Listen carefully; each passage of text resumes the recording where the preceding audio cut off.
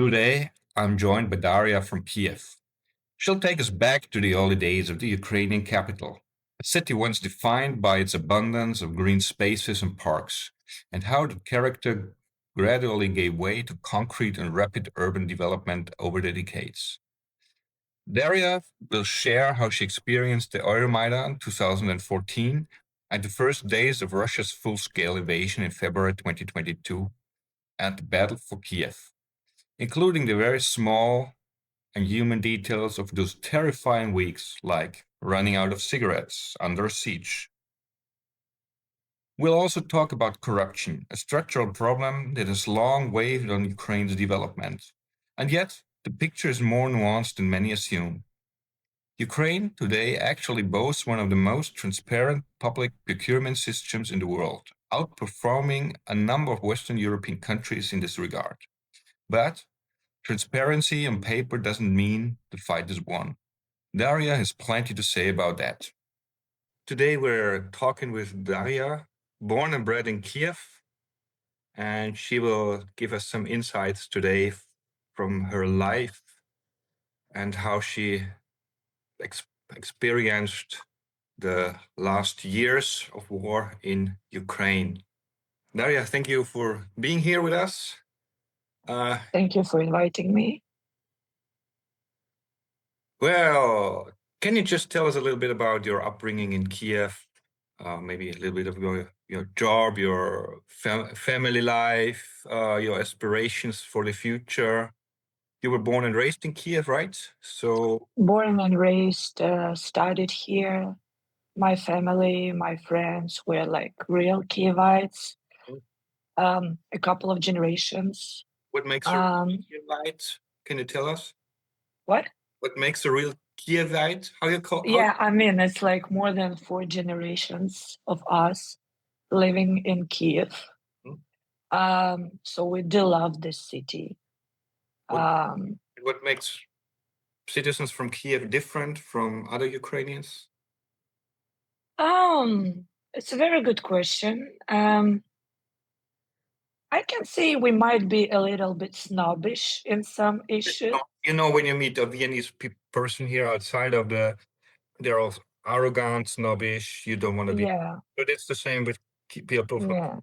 Yeah, and I think we are very proud to be like the local, you know. We know the old name of the streets.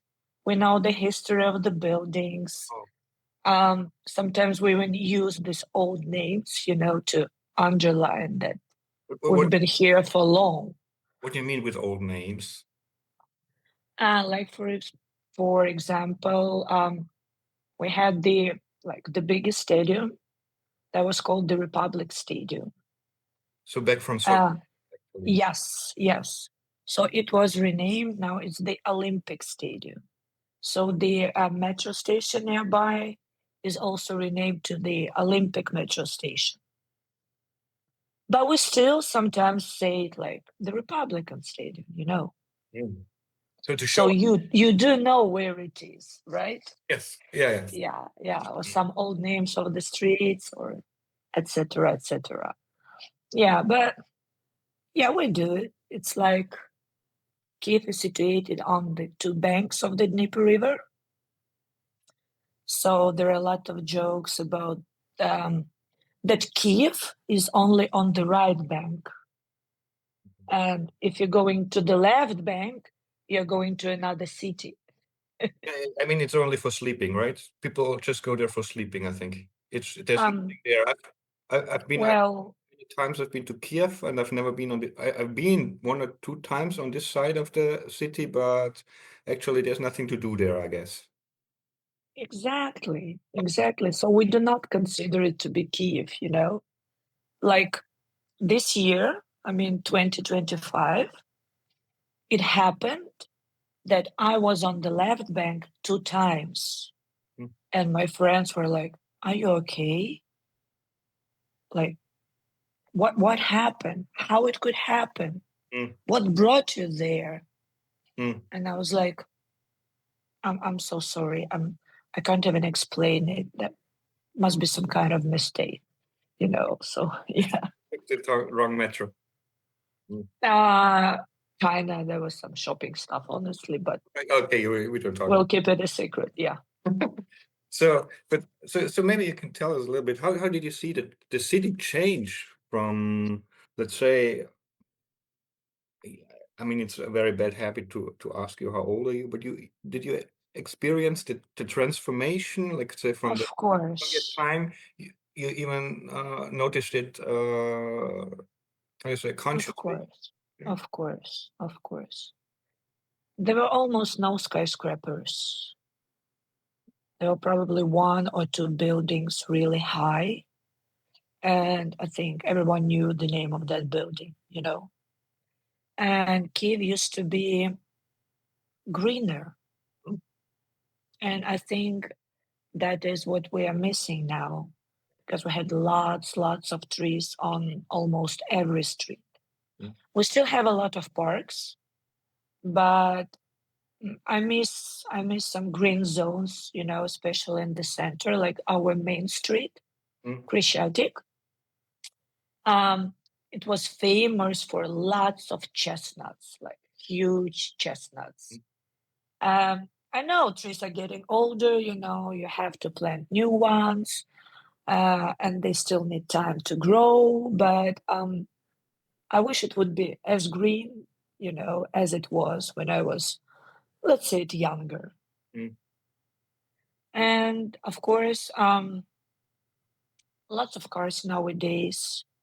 Um, the city wasn't planned for such huge number of cars, you know, and people as well, because before the war started, I think there were more than 5 million people living in Kiev. but maybe, And what time we're talking about, like something like 2000, from the 2010s, we're not talking about the 1990s something, I guess, right? 1990s, they were quite. oh, we're talking from the like, you know, from 80s, 90s, and like nowadays. Okay. Yeah, so Kiev is built for 3 million people. Mm. It is not what we are proud of. And your and your trees were disappearing. And my trees are disappearing. Cars are coming, trees are disappearing. I'm disappointed. But you also have a car, no? Do you ever? No, Oh, no, no, true, you do no, Uber. And no, I'm a taxi girl, you know. okay, yeah, it's Yeah. it's a bit more favorable in Kiev than here in Austria. Here, taxis are expensive; they're not really part of the daily routine. I would say taxis are pretty expensive everywhere. I'm just too lazy. All right. Ah, okay, okay. I would rather sleep, you know, Mm, or walk mm, than take a taxi. Yeah, it's not like the usual stuff. mm, Although I think if you compare it to Europe or States, it's quite affordable still. mm.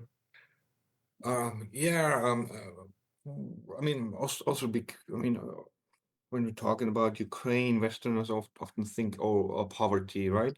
But you would say, as far as I remember, you quite had a decent job. You had most of the things that Westerners are used to. You was Yeah. affordable for you. Besides the car, you're taking the taxi, which is even more fancy than I do here in Vienna. Okay. It's quite dangerous to ride a bicycle in Kiev, I would say, but I think you know, what the poverty is. Mm, I mean, we do not have many hobos sleeping on the streets, you know, not like in Athens, for example, or anywhere where you like around the, for example, railway station, you mm, will see like lots of people, dirty people, homeless people, drunk people. No, I mean, we have, but it's like, you know, couple of them. mm. Uh, Yeah, that's I true. don't know where in Kiev or in Ukraine you can find a district that is dangerous to go during the day or during the night. No. Mm, I mean, somewhere, yeah, the apartments cost less, you know, the buildings are older, but it's still safe to go. mm, You won't find that like group of, you know, of drug dealers somewhere just on the street or people having guns and walking somewhere, you know. or like teasing you on purpose. No, I mean, from this point of view, Kyiv is safe, and we don't have this kind of, of kind of dangerous poverty, if you know what I mean. Yeah. If we compare the salary level to the European salaries, yes, it's lower, but we pay for the utilities less than Europeans do. Our houses are still pretty warm, because of the heating systems. Yeah, and I don't think I don't know people who. Yeah, I also miss. I mean, there are people who are struggling. Of course, I'm not like living in a pony land, but in general, a middle class family, yeah, they're doing like pretty much the same as European family does. Yeah, I also never missed any amenities. Actually, I mean, once one even told me she's very happy now because before everything was from China, but with the war now everything comes from Germany. Is it? So you had a jumping. I don't know about that, but what I'm happy about is that people started to support and buy more Ukrainian stuff. In Ukraine? Like, yes, like Ukrainian clothes, All right. shoes, bags, like I'm a girl, yeah, I'm talking about these things. Yes. Yes. And I think that our food, the quality of our food is really good. It's tasty. We have tasty vegetables, tasty fruits that smell like vegetables and smell like fruits, and you can buy it not only in supermarket. We have a lot of like markets around the city, especially like one day market during the week on some streets where people who living nearby can go and buy different stuff. Yeah, so I can say it's positive thing, like really positive, but this awful situation also gave a chance, for some Ukrainian businesses to develop, and for some Ukrainians to maybe change their mind about Ukrainian stuff and the quality of the Ukrainian stuff and products. Or they were more for Western status symbols? It was more like, well, if it's from West, it's good. If it's our local, it's not that cool, or then the price should be really, really low because it's local, and the quality should be like super high, because it's local. I'm not going to pay much for local, But it's changing now. It's changing now. I mean, even in my wardrobe, I can see lots of Ukrainian things now, like produced in Ukraine, and I do love them. I wear them, and they're really cool. Okay, so there's some Ukrainian talent there in fashion. I didn't appreciate it. I'm a man. I'm just like a donkey running through the streets. Look, right. Yeah. After all, you have the comparison. I mean, you traveled abroad, if I remember right. Yeah. I was doing my studies abroad, and I used to travel like 3-4 times a year. Due to your job or to your leisure? No. Pleasure only. Pleasure only, of course. Oh, yes. Of course. Oh, Yes. no. Where did you study? I was doing my studies here in the Institute of International Relations, and I was doing some studies in UK in the University of Hull. That was the European Union program. Like, So yeah. Campus Stasis program. To be honest, I never heard about it. It's okay.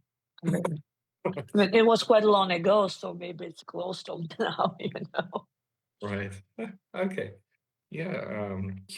Let's let's say, how did you experience the first days of the full-scale invasion? I mean, there's been war in Ukraine actually since 2014, but it didn't really affect your life in Kiev, did it? Um, I would say it did not. I mean, we were shocked, of course. Mm, We I was working for a bank at that time, and we had our branches on the eastern part of Ukraine. So there were people working that, like, personally. And that was a big stress, like people from Crimea, people from Donetsk. Um, there was stress, it was shock, but I can't say it affected me, like, personally. That was far. mhm, And now we know that if something happens not to you directly, you don't understand what it means. mm, You can read about it, you can talk to people, see it in the news, talk to your friends who will share with you mm, this experience. And it's still, in your head, it happened somewhere to somebody, mm. not to you personally. I mean, I So guess, my experience started in 2022. but even Euromaidan you've seen in 2014, was it? I was on Maidan. Hmm? You I were? was on Maidan. Yeah, I were. I was. I was in 2004, Oh, and then in 2013, 13, 14, right? hmm. Yeah, yeah. Did it somehow change your life, or was it okay, you were there and then? I just felt it was right to be there.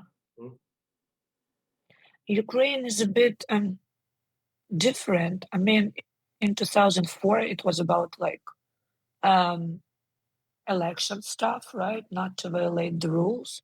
And in 2014, um, why I was there, because here no one is allowed to beat other people, mm, to use powers. You know, mm, we are not Russia. We are not, I don't know, we're not Iran. You mm, know, people are free to gather and to express their will. mm, And that decision to use military forces or police forces to prevent this gathering, that's what affected me. And that's why I decided that I should be there. mm, I want my freedom of speech. I want these people to be free to say what they think is right to say. mm, So that was my reason to be there mm. after that. Okay, so it wasn't even from a political or partisan side, so it was just the fundamental. Uh, yeah, that was like my right was violated, Mm, and it's not something that we are used to, here. So well, in my head, it was like, um, if we let it happen once, mm, it will continue and continue and continue. mm. But even That's why I decided I should join in the crowd. Yeah. it wasn't even was it even because you said it's the first time that you experienced that your right to free speech was violated. I mean, Ukraine functioned very autocratic, authoritarian even before. Yes. Yes, but that's the thing, that's the thing.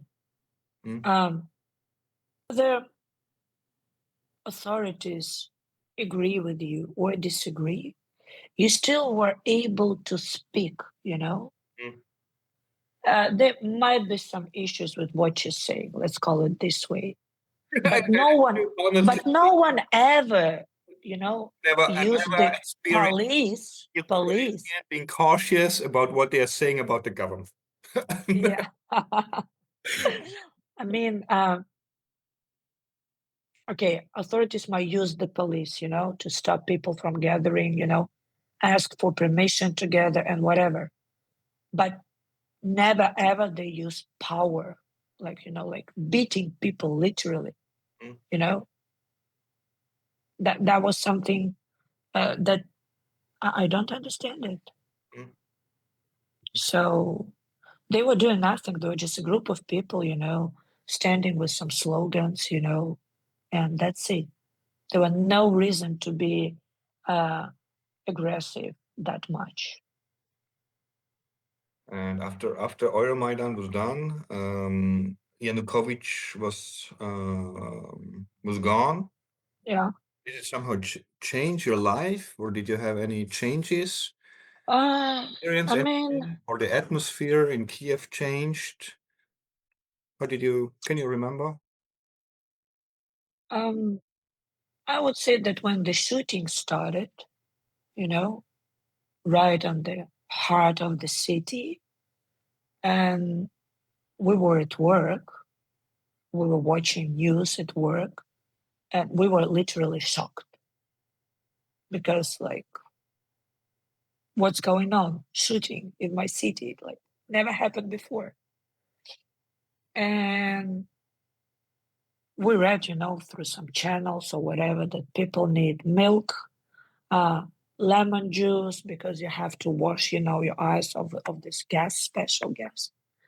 So we ran to the supermarket, and supermarket was full of people buying necessary stuff, everything: water, milk, lemon, gloves, making bread, and you could see, I don't know, women wearing, furs, super rich cars filled with all that stuff.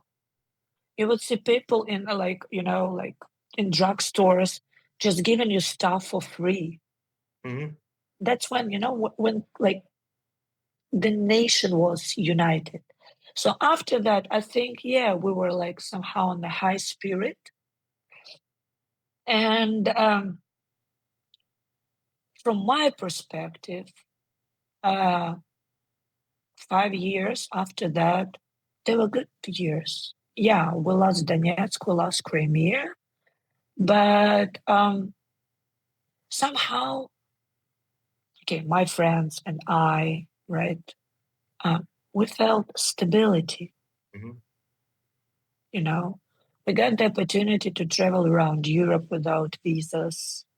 Um, Salary were growing. Prices will remain fine. Um, Business was developing, and it felt like good times. Mm-hmm.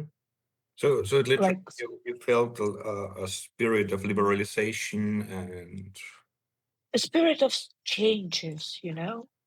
Because even traveling without obtaining a visa, it gives you an incredible feeling. You Europeans, you don't know that.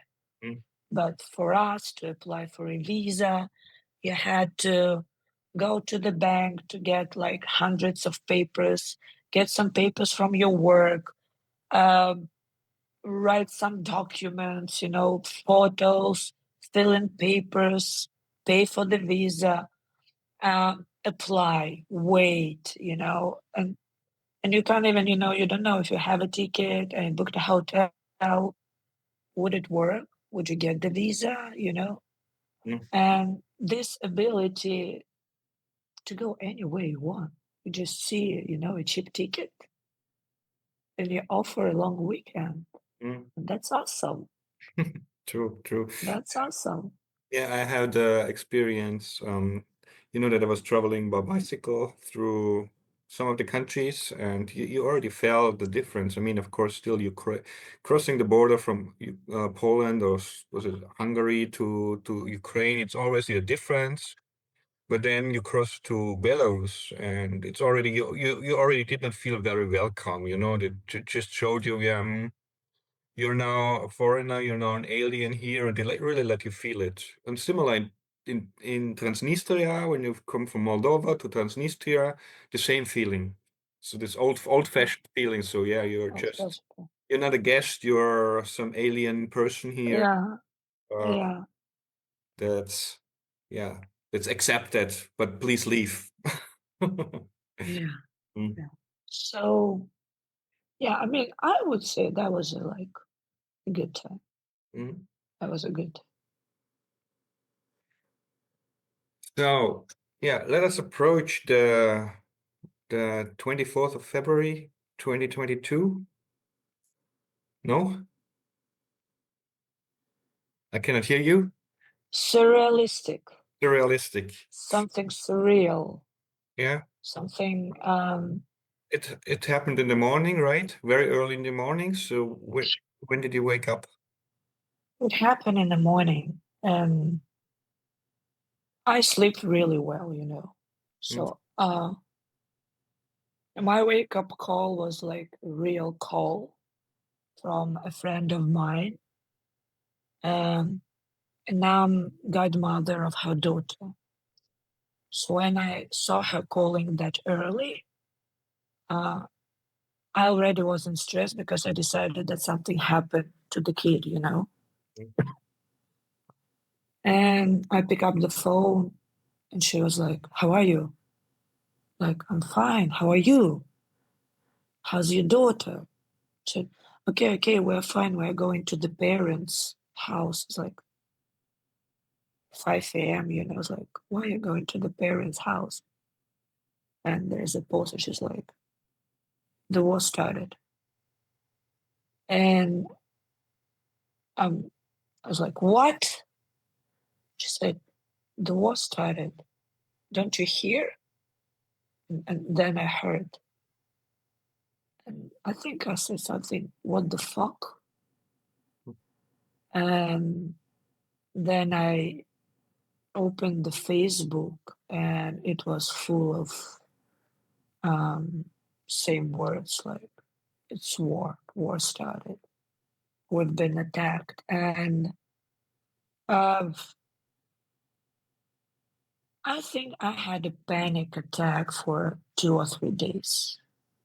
I couldn't eat at all. And I've done so many things mechanically. I mean, I stood up, um, I found the backpack, I put there, you know, documents, some rings, you know, some money, and then I just, you know, was sitting on my bed. Then I stood up, was checking my fridge. Do we have food, you know? Do we have water? Then I sat again. Then, you know, some messages with my colleagues, calling mom, friends, uh, see like what we're gonna do. Are we stay here? Are we going somewhere? Going where? Is it even possible to leave the city now? Because there was like an awful traffic jam, you know. But And you're still talking about the first day? yeah, yeah, that's the first morning. That's in like couple of hours, Mhm. you know. So Did you then I, did you already yeah, have preparations? You said you go to the fridge. You already had some preparations. no. I mean, I was checking. Do I have any food? You know, like what if? Do I have like enough of water? So like I filled my bath with water just in case, you know. I checked, do I have candles, matches, you know, enough cigarettes, you know, just Yeah, yeah. Oh, yeah. That was what happened to the cigarettes. You were you had like ah, um, with a smoker in war who is running out of cigarettes. I think that's the most important lesson, right? yes. So I always have like a couple more with me. And so then I talked, you know, woke up my daughter, talked to her, and I decided I have to find out where is like where the place we can hide. Mm. I mean, so I opened the map, and it didn't correspond to reality. And What so I went to the map didn't correspond to reality? yeah, because it shows that there's like, you know, some like place where you can hide during the bombing. But this place, like the door is closed, you know, or there's a shop already, so you can't hide there, obviously. So I talked to the security at business center because they have a parking down. So I asked them in case of I don't know what, can we hide there? And the guys were like, Yeah, we guess so. Mm. Then my friends brought me lots of water just in case. And I went to the supermarket nearby and there was still food. So I was buying just everything frozen, frozen, frozen, frozen to fill in the fridge. Mm. There was like, I mean, when thinking about the first days of Corona, people were stocking up on everything. It was the same in Ukraine. There were big queues there, and well, I don't know. Well, some shops were open, some were closed. What about, But, was it also very important to get enough toilet paper, like during Corona here? um, I, I don't remember that actually. Okay. Mm, I don't know why. Like, I think I found that most important in my life, the toilet paper. I don't know. So yeah, that's how it was. And then in the evening, a friends of mine, they called me and said, "You'll spend the night in our house. Don't stay alone." mm, And they have like a private house, so they gathered some people there, and we slept on the like basement on the mattresses, all together in one room, fully clothed, like fully dressed. Yeah. And so they got me and my daughter, and we had some plastic bags with us. mhm. Yeah, just some But training trousers, pants and some sweaters, and that's it. but let's say as of the first morning, I mean, you had the message that the war had started, but there haven't been air raids. You could move freely, or oh, They were air raids, but I mean, honestly, I was so shocked. Um, I can hardly remember all my actions. I mean, I was trying to have like plan A, plan B, plan C, but my head was plain, mm, like literally plain, because I don't really think I still believe it happened mm. and it happens now. But I mean, I have some other people I talked to, and they were very, let's say, were very mad with the government because there were already signs beforehand, but they did not warn the people properly. So to take measurements, to take preparations. You Um, think it was? Honestly, I didn't think about my government for the first 2 or 3 days. Mm, If we're talking about that particular morning, mm, my thoughts were about anything but the government. mm, I was mostly about thinking my family, my daughter, and are we gonna stay alive? mm, Like, what's gonna happen to us? Will they enter Kyiv? mm, Will be there tanks? And then you see on the news tank, and at night you hear shootings, and it's like literally you can see it from the camera and hear it from the camera. What camera? And In your house, from a house, or? camera from a house, Mm, cameras like public cameras, you can like they had the translation on some sites, right? And so I think we didn't even talk much. We were like in our phones reading news, mm, reading news all the time, like checking phone, I think every minute, mm, like calling friends, sending messages, checking how's it going, where is everybody, what they're doing, trying to figure out what to do, stay or leave or whatever. mm, So then you got the news that some supermarket is open, so you're driving there to get some food. Uh, a friend of mine, he's a doctor, he's surgeon. So he's calling me like, can you get cigarettes somewhere? Because we're stuck here. We can't leave, but we need cigarettes.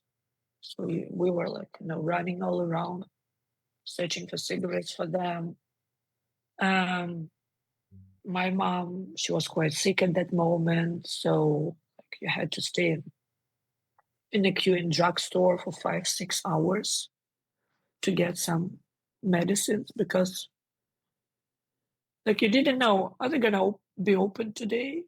How long they're gonna work? So they might say like, tomorrow I'll come around 11 a.m. hopefully. So you don't know, but you go there, you wait, you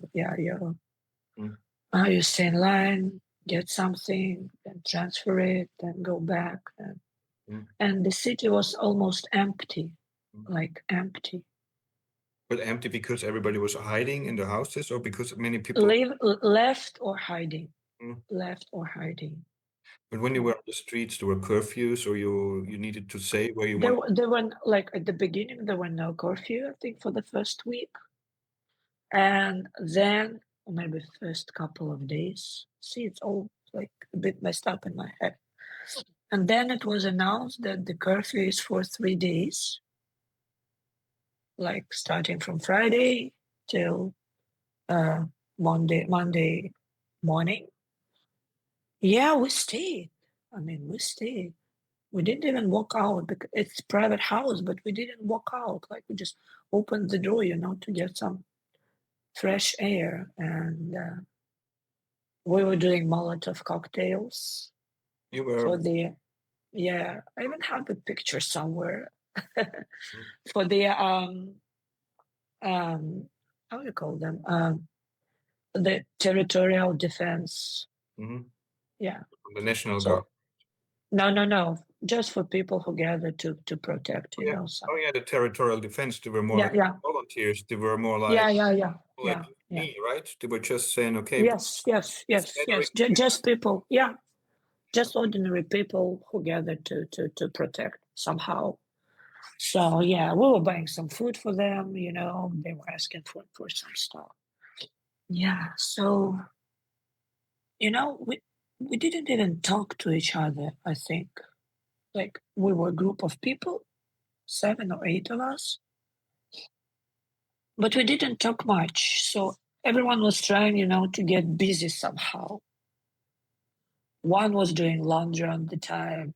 Another one was cleaning something all the time or cooking, just trying to do something and not to think about what's going on.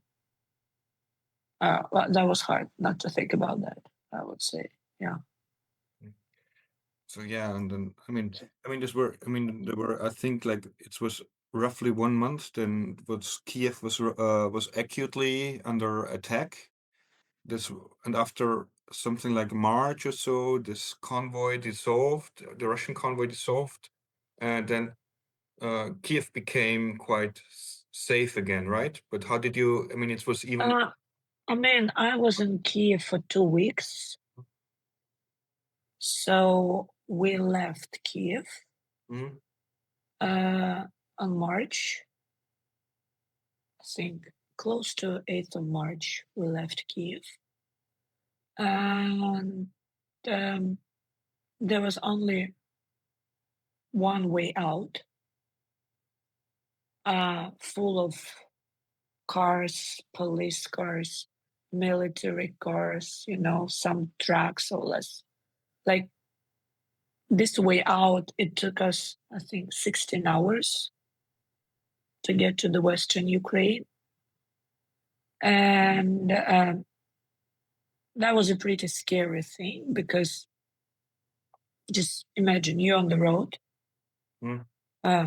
fields around you, and you can hear in the car like the female voice saying, it's a rocket attack. Hide. And you're like, I'm sorry. I have nowhere to hide. Mm. So it's like I'm sitting, on the front chair, driver next to me. We just, look to each other, and he's like, I'm driving. I said, yeah, you drive. Yeah. And you just drive alone, but you can hear the planes, somewhere. You don't see them. I was lucky we didn't see them. A colleague of mine was under rocket attack. She said that was something crazy. Yeah. And she was home But I mean, house or where? she was also, going out of Kyiv, Mm. and she was literally, she saw the rockets, she saw the missiles, she heard them, she saw the fire. Well, we were more lucky, we only heard, we didn't see them. Mm. But still, this feeling that there's nothing you can do. I mean, no one's gonna save you. It's just, are you lucky enough to to survive, or you are not lucky? That's it. That's it. No praying, no helping, nothing. You just sit in the car, and Mm. then when they say like it's done, you're like, yeah, that was okay. Yeah, that was okay. Yeah, Yeah. that was. So you were going to Lviv or? Um, Near Lviv, a small village called Truskovets. We spent there 2 days, and then we went to Poland. 12 hours to cross the border in winter on the street. That was another great experience. And then we went to the friend of mine to Stockholm for 2 weeks. And then we got back to Poland and stayed there for till the end of May. And then we got back to Kyiv. Okay, so when basically in May Kiev was safe again. I mean, there were still air attacks, but the Russians approaching, they dissolved. Yes. It all ended, I think, somewhere in the end of March when they left the Kyiv region. Sure that I mean I wanted to go back, but I still wasn't sure if it's safe enough for my daughter. Mm. But she was actually the one who persuaded me to come back. Okay. She was eager to go home. Mhm. She was like, that was her dream. Okay. Going back, yeah. Okay. But I mean, you still have where you're having your job, right? So were you working from abroad or I was working from abroad. I was working remotely. I actually worked every day. because it's interesting because I mean, of course, I mean there were a few days of freeze, but as far as I talk No days of freeze. work. I mean, I still checked my emails, because there were some updates, some news. Actually, on 24th, I was supposed to have a meeting. So I literally called that person to cancel the meeting. Okay. Officially. Yeah. Was They said, was yeah, it was Ukrainian too? yeah. So we talked a bit, and this guy, he was at work, Yeah, they he are. came to work. I heard from plenty of people. Yeah, he went to work. And I called him, was like, I don't think the meeting's going to happen today. He was like, yeah, I also think the same way. Yeah, probably not today. I was like, yeah, not today. So yeah, we were checking things, checking emails, Yeah, I would say there were some pauses, of course. I mean, not like, real work. But as long as we're in procurement, there were still things that had to be bought, So somehow we were involved in all that. But yeah, working, of course. It helped, Okay. Distract or It distracts. It also gives you this slightest feeling of stability because it's morning, you open your laptop, you're writing hi to your colleagues, they're replying you, and it somehow it makes you feel. but in the long term, this day, 24th of February, how did it affect let's say the overall trajectory of your life? I mean, you're still in the same job that you were having before, you're still uh having a family life, you're still going to cafes in Kiev. Now, if you look at your life today, how did the war change your life? I think I've started enjoying things more, you know, and now I'm even more into planning things, Like traveling. big anything, traveling, theaters, concerts, buying tickets in advance, because it gives you, like the anchor Mm, to something that keeps you, right? mm, So in my head, it's like I'm having a future, I'm having a plan, mm, I have to live till that particular day. I know it might sound funny, or strange, but I think it's somehow, yeah, my anchor to the old stability days. mm, I thought that in my country, uh, men are so beautiful and brave. Um, we are volunteering, we're helping military clinic with mm, some stuff we buy. And all these guys, all these boys that I hate that are there, right? mm. I mean, They're they're beautiful. actually wounded from the front, right? Yes. Mm, They're handsome, they're beautiful. They like, they're different.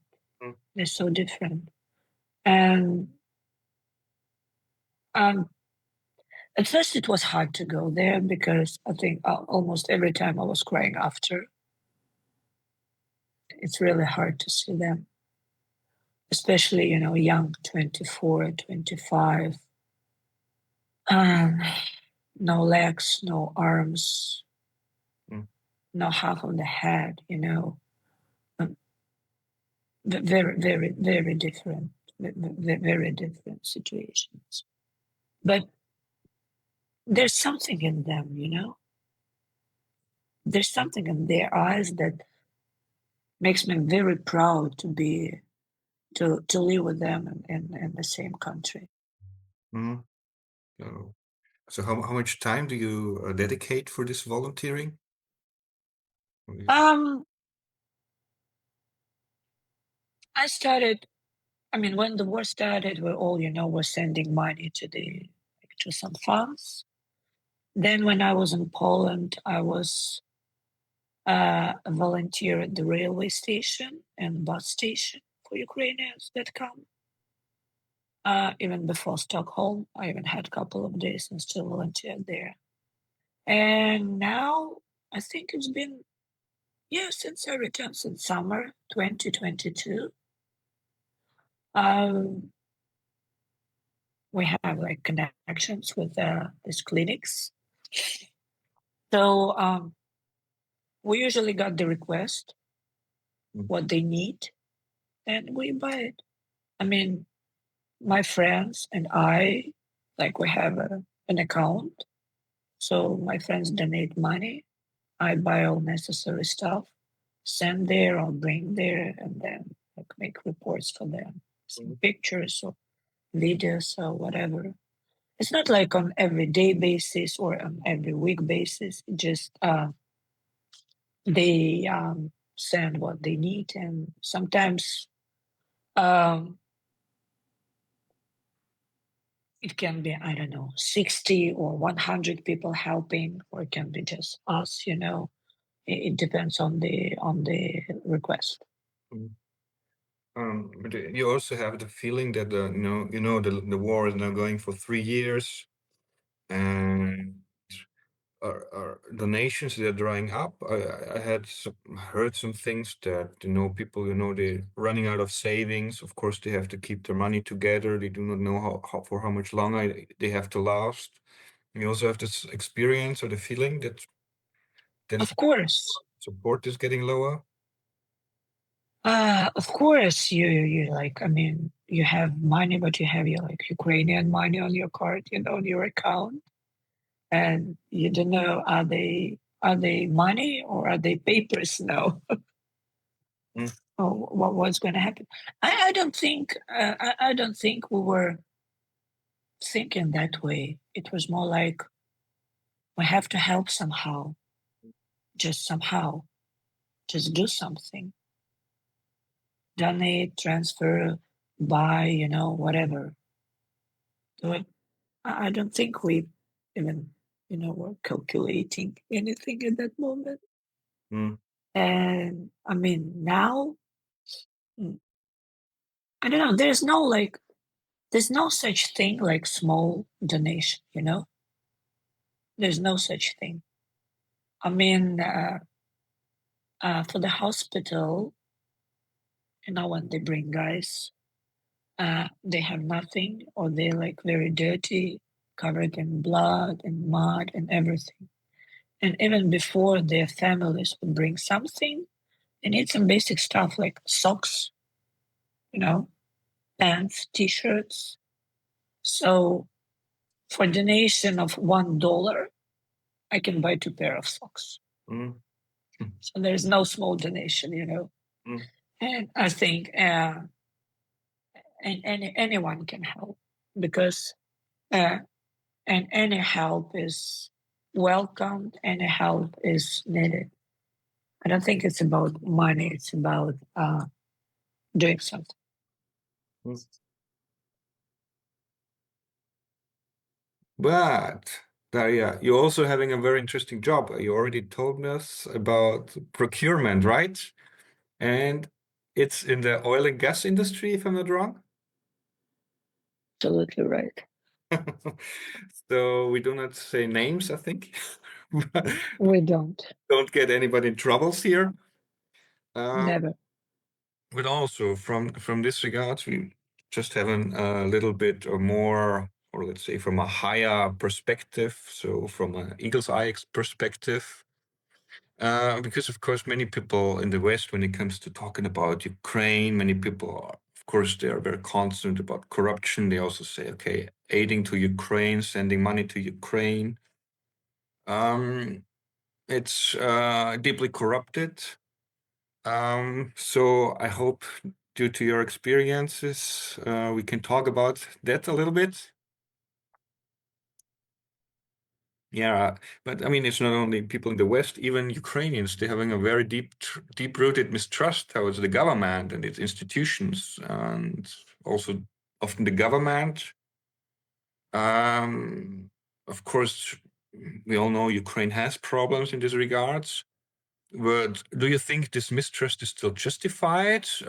How things improved in recent years? You mean, yeah. Can you just give us your intuition about it? What do you think about it? What are your experiences on that? Well, I would say that I see some steps that were made, to let's say, to lower the level, because I think like prostitution and corruption, they exist for so long that it's almost impossible, to get rid of them. Mm. But it's something that can be, let's call it, under control or audit, whatever. So I think there are some positive changes, especially regarding the governmental procurement or state procurement, because the system that was, let's call it, developed, adopted, the Prozora system, um, it has its own pros and cons, but it works. Uh, Nothing is perfect, right? But at least anybody, me, you, whatever, um, can enter this site, enter this program, and see any procurement that's happening in Ukraine on the governmental level, right, on the regional level. What schools are buying, hospitals buying, state organizations are buying. And you can check any document of any procurement that you see. And you're able to, um, how to say correctly, to get, there is a special button. So if you feel that something's going wrong with this particular procurement, you send the direct link to the State Audit Service of Ukraine.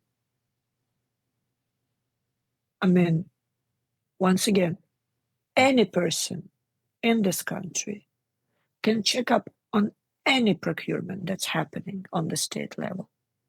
Check every document, check the agreement, check the documents provided by the winner, the participants, anything. You can see now it's not that open because of the war, but you could have seen the particular address, the number, the amount, how the auction was going. I mean, can we describe anything more open than that?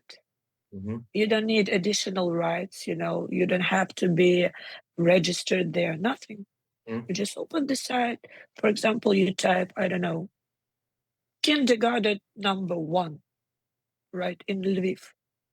And you will see everything they were buying, like everything. Chairs, food, whatever. Animation team, whatever. I would call it a great progress.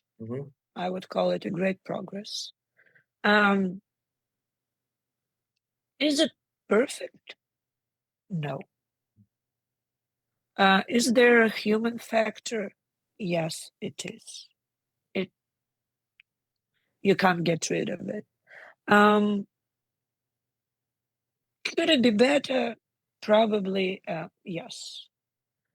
Is it like the savior and corruption is done? No. But I see it as a huge step. I see it as a huge step. So, I mean, it's even more transparent than in most, I mean, at least in Austria, I wouldn't say that it's that transparent after all. Exactly. Because, and you can check it yourself. You just type prozora.com and you can You would see. have to spell it for me, I guess. I will send you the link. Yeah, and I think they have English version as well. All right, nice. So yeah.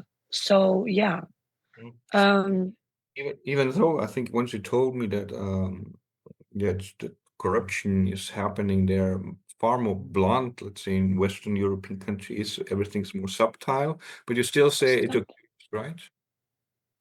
It's more subtle. Lobbying laws, they also somehow help, and I think that's what Ukraine is missing.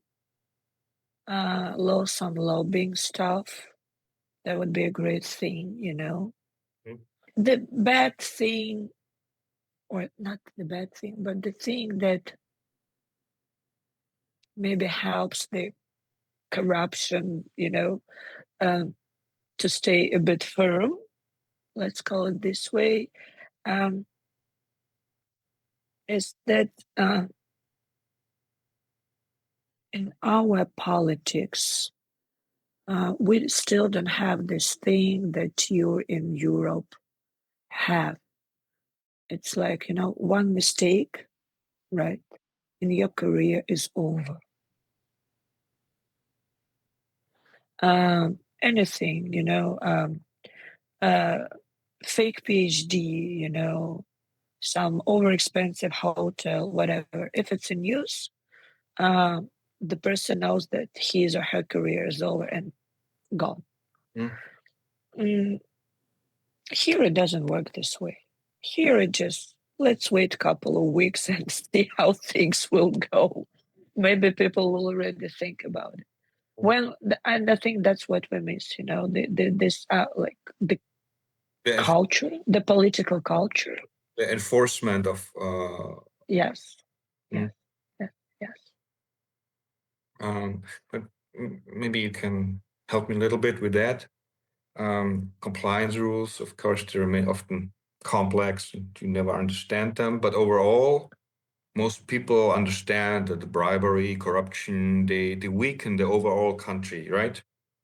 Right, Hmm? right. Right? Yes, yes. Oh, nice, we agree on that. Yeah, that's the base, right? but but after all, there are many people who also understand that they even are involved in corruption. And why do you think it's so deeply ingrained in the system that many in Ukraine they feel to have no choice than to participate in the system? Isn't it kind of a dilemma within Ukrainian society or within the Ukrainian public administration, maybe? Um, I think there might be two answers to that. First is the quite low level of salaries Mm. on the governmental level, on the state level. So basically, uh,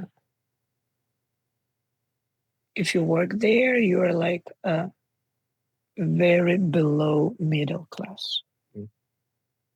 So the public administrative jobs, they're even very unattractive jobs, right? Yeah. So you literally have to be like from a good family, to let yourself work there, or you have to work for something.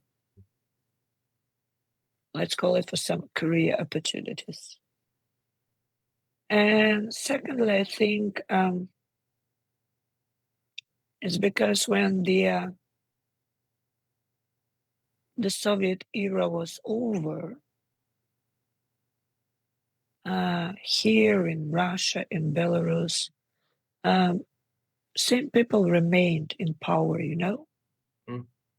I mean, they stopped being communists. They became what? Democrats, whatever they called themselves. But people were the same, Not too many new faces Mm. came into politics. So they applied the same rules, you know, uh, which worked for 70 or 80 years before.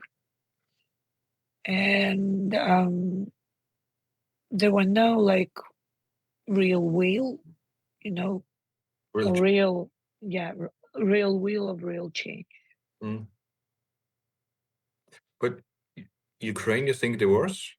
Like, what do you consider in like? Because I mean, I think 1990s Kuchma, he was also was one of this communist. Yeah, of course he Legacy. was. Everyone who is like were at that time 50 years old, if you were in a good position, like a powering position, you were a communist. Mhm. Mhm. Otherwise, you wouldn't make a career in the USSR. Mhm. But you think so because you were saying Russia, Belarus, but Ukraine, you think you had this overturn and this change? We tried, and I told you I could see some positive changes, but not as hard as, for example, Baltic countries did. They had this 180 turn, Mm. and ours like 45 degrees. sometimes 90. Yeah, but I think you need often for changing a system, you need a hard cuts and like some kind of a shock therapy. So that's Yeah, crushing. and we didn't have it. Mm, We didn't have it. mm, They had antibiotics, we did not. mm, And when the new person gets into the system, mm, and this new person is a minority there, you barely have more than 2 ways. mm, Are you within the system or you're out of system? mm. Yeah, I mean, I heard some, but also I said like, okay, you're going into the system, but you're already going into the system is kind of an investment. One guy told me that you even pay, for a professorial position in university, you already pay, let it be 30,000 euros, let it be 50,000 euros, but your salary doesn't cover that cost. So at one point you have to get your returns, and what you're doing, you're asking your students for bribes to let them pass exams. So this is kind of a self-feeding system and a Yeah. self-feeding circle. And they're happy to pay because they wanted to be a blogger, not a lawyer, and their parents insisted on getting a good education. I've seen many Ukrainian girls, they want to become Instagram models, isn't it? Oh. Oh. Oh. With bribes, it's like there is 2 sides, Mm, right? One who is willing to pay and one who is willing to gain. mm, So you basically have to work with like both people, because if no one's going to pay, sooner or later, no one's going to ask for payment, mm. right? What do you see? I mean, it's a kind of a cheap question. What you wish for the future? I mean, it's what can you say now, huh? What I wish for my future, I want to live a boring life, A boring life. Oh, Yes. I want to sleep how at night. boring. How boring. Very boring. Right. Very boring. Um, um, I want to sleep all night in my bed. Mm. You know, um, I want to stop donating. The what? The please? I want to stop donating. What 18. I mean. I want to stop donating to Mm. the hospitals. Ah. Donations. Yeah. Mm, Um, I want to wake up and not check on my phone. mm, I don't want to hear sirens. Never.